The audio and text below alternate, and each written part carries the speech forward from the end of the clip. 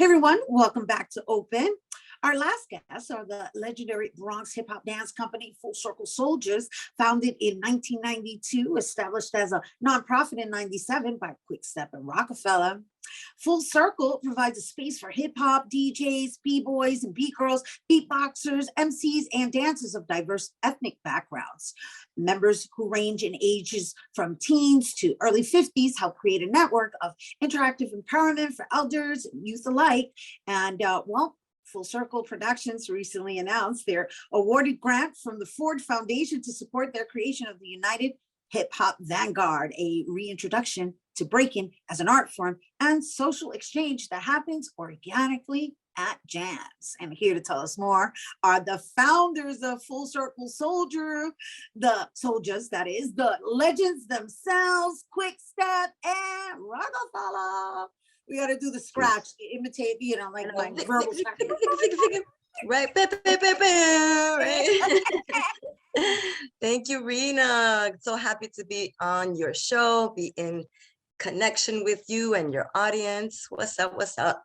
I'm Rockefeller. Gosh, you guys are like the power couple of the century. Right. We just started a new century.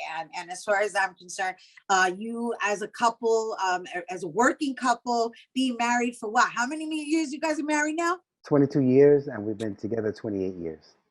28. Yep. It's love and hip hop on the real. Yeah, it's not what you see on TV. If you want to see what love and hip hop, one of many examples, just follow us for a week and you see what it takes to be in love and within hip hop. Oh, that's so beautiful. Yeah. He gets a point today. He does. He got the dates right and everything. I love it. But we're there for hip hop, and hip hop has been there for us. And so it's a very good symbiotic type of relationship that we have. So, and let's be clear, not the commercial hip hop, but the cultural hip hop, which is something that you're going to see in the neighborhoods all around New York City. Hip hop culture is a New York native thing that has been able to uplift spirits around the planet. And that's a different thing than what you see commercially, for sure.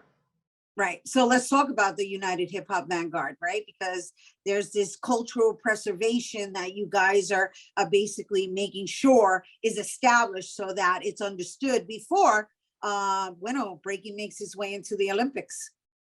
Right, which is a good thing. We are definitely not against breaking being presented by the Olympics. What we are in favor of is making sure that the cultural aspects, the influences, the roots, present day, players and people who are participating and contributing does not get lost. So we don't want the erasing or the erasure that typically happens when a culture gets presented in a mainstream platform. We don't want that to happen. And so we're doing our best to provide information and knowledge to all who are interested, but in particular, the practitioners. So the dancers, the breakers themselves should have access to the history, the roots, have a generational dialogue, be able to understand their place in the ecosystem, have connections to local organizations, and be able to feel healthy enough to branch out if they need to at some point from breaking and competing into other ways of expressing their creativity.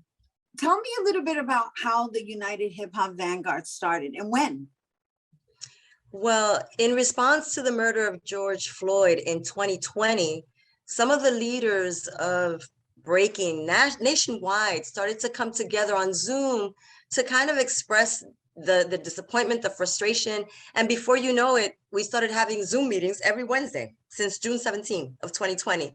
And it went all the way throughout the entire year into the winter, where people were starting to say, hey, well, we have this trouble also with the erasure of Blackness and the culture itself. And how do we fix it? And what can we put some suggestions and recommendations forward? And before you know it, then the name came about. Everybody voted on what would we call this collective, United Hip Hop Vanguard. And before you know it, 5 points, call to action. And before you know it, recommendations of how we can help to recenter culture into these events and into these competitions. And so, Quick Step and I were like, well, we feel like this is a good project to propose to the Ford Foundation. And so if it wasn't for that work put in, nationally from these leaders who are already putting in the work, or just feeling that something's not, out of balance with all these contests. If it wasn't for that work, this proposal definitely would not have emerged. And so quick, who are these leaders that she's referencing? Like, So, from? so the ones who were the people who started it were myself, Rockefeller, and Asia One from California. And then we had people from Arizona. We had people from, Chicago. And, these were the people who were joining in to making sure to support our vision. And, it was a collective consciousness. You know what I mean? And, the ones who are pushing it forward are myself, Rock, and Asia One. But it's not just us. We have the support of the whole community. And when we told the Ford Foundation of what we're embarking on, they absolutely wanted to support. Now, you know how it is. When fire first starts, everybody comes to cook. But to keep the fire going, then people fall to the side. But that's okay, because somebody has to keep the fire going, and that's what we're doing. And the United Hip Hop Vanguard is not just 3 people. It's a collective consciousness of a community that's in need. And that's what we're here for. It sounds to me, in essence, that this Hip Hop Vanguard is not only a space of archival, it's also a space of mentorship. Yes. Yeah. Yes. It's both. It's both. I think that what has worked for Quickstep and myself here in New York City all these years, it's preserving and evolving. So we are working with the history and the foundation, the blueprint that was laid down by people from the 70s, and then embracing the young generation in their manifestation of hip hop dance, but just connecting the two. So one doesn't exist without the other. And I think that that helps the generation from before to feel like they're still contributing, and the new generation to feel like they're being accepted, they're being embraced. And that's what we need. We just like for mental health purposes, we need to feel loved. And yes, so that's we do, been but we missing. also need to feel like we're a contribution, right? Everybody wants to be recognized. Everybody wants to feel appreciated. Right. And I think when we go into a commercial realm, there's that disposable sense that it's weird. It comes in, it's like, okay, next. Okay, we don't need you. Okay, been there, saw that. No, especially I'm still here. To ageism, especially when it comes to ageism. Yeah. And I think young people at 22 or 25 start to feel that weird. Then they're not even like, they're not even in their 40s or 30s, but they're starting to feel like, okay, flavor of the month, you're done. Bye. We need the next 18-year-old. And so, how do we protect these young creatives from that feeling that could be very destructive and harmful, cause anxiety and depression? How do we save that? Well, we provide alternative, ways to be creative and expand and extend your career.